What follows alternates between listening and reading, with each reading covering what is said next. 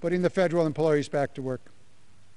Mr. Paul Tonko, from the great state of New York, thanks for joining us once again. My pleasure. I appreciate the gentleman from California bringing us together tonight in thoughtful discussion about what is chaos here in the nation's capital.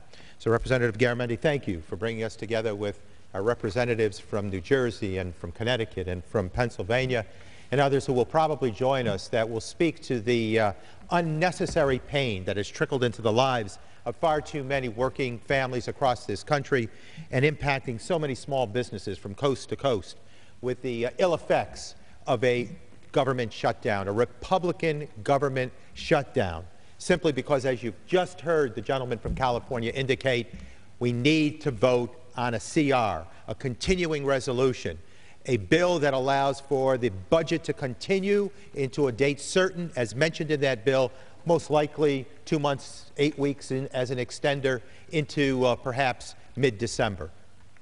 Why do we need to do that? So that we can bring stability into the process, allow government to be funded, allow for the doors to be open, allow for the lights to go on, and reopen government. That's the first step in the sequence. Secondly, another cornerstone bit of legislation coming quickly upon us, giving the green light to America to pay her bills. America's working families understand what that's about. They know that they play by the rules. They roll up their sleeves. They work hard. They expect to taste success, and they pay their bills on time, and they expect their beloved country to do the same thing. Our second step in the process. And then thirdly, buying this 8 weeks of time allows us to immediately name those individuals who will be the representatives for the majority and minority parties in each of the houses of Congress to sit down and nail down a budget in those ensuing 8 weeks to make certain that stability again is the outcome. That's what we're asking for. Mr. Speaker, you are the Speaker not only to the Tea Party, not only to the Republican Conference, but to the entire House, the United States House of Representatives. Let all of us vote on what is a clean CR, which has been approved by the United States Senate, and by the way, in negotiations to date, accepts your number, the lowest number in the process. We're not happy with that number, but we're going to cave to your request to allow for government to be refunded, to be reopened, and for us to move forward. That's what it's about. We're asking for dignity to be expressed for America's working families. We're allowing for certainty to be the outcome for our small business community so that we can grow our economy, allow for the climate that produces both public and private sector job growth that allows us to move forward with a sense of hope. That's what the request is here. Why won't you let us vote on a clean CR? Are you fearful that it might pass? Are you fearful that you don't get your way? Because, you know, in the 45 votes that have been taken on a continuing or on a debt ceiling limit vote since the days of President Ronald Reagan, those 45 measures have been approved 38 times without any bells and whistles, and certainly unprecedented to have attached to the vote some sort of clutter that deals with the repeal of the Affordable Care Act. Never have we reached to that sort of negotiated outcome where we're repealing the law of the land.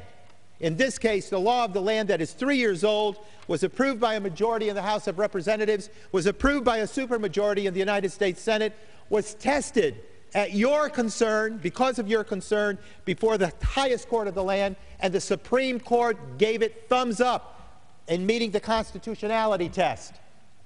What more do we need to do to convince you? Let me just say this, Representative Garamendi, quickly so we can get to our colleagues. I want to share with you some of the results in these few 8 days already, but painful 8 days for far too many. By the end of this month, food pantries like the one in my district in Cohoes, New York, may not have the money to stay open. That is a situation with many of our food pantries. This is a facility that helps feed 215 hungry families in the capital region of New York State. Projections are that one of the providers of electronics for our fighter jets, our submarines, and our helicopters in Saratoga Springs, New York, in the 20th Congressional District that I represent, have grinded to a halt as inspectors can't complete contracts and new orders cannot come in. We also have impacting us a forensic meteorology business in Niskayuna, New York, again in the 20th Congressional District of New York, that works each and every day with the National Oceanic and Atmospheric Administration, that helps bring benefits to all of us from the devastation of Mother Nature. These are jobs that are meaningful to the quality of life of people across this country, that are meaningful to working families who are now without jobs, people who are not getting paid and showing up to work. These are devastating consequences to the economy. We implore the leadership of this House, we implore the Speaker to call for a vote on a clean, continuing resolution that embraces your number, the lowest number in negotiations that we will settle upon. We will offer our votes for that kind of measure. Only give us that chance so that America can have her government funded. We can move forward to advance the debt ceiling limit bill vote that will allow for a government for America to pay her bills, and then finally move to that conference table where representation from both parties in each of the houses will nail down a budget in the ensuing 8 weeks. That will bring stability to the economy, will bring economic and social justice to the people of this great country. Let's move forward with that sense of fairness. And thank you very much to the gentleman from California. Thank you, Mr. Tonko, the gentleman from New York.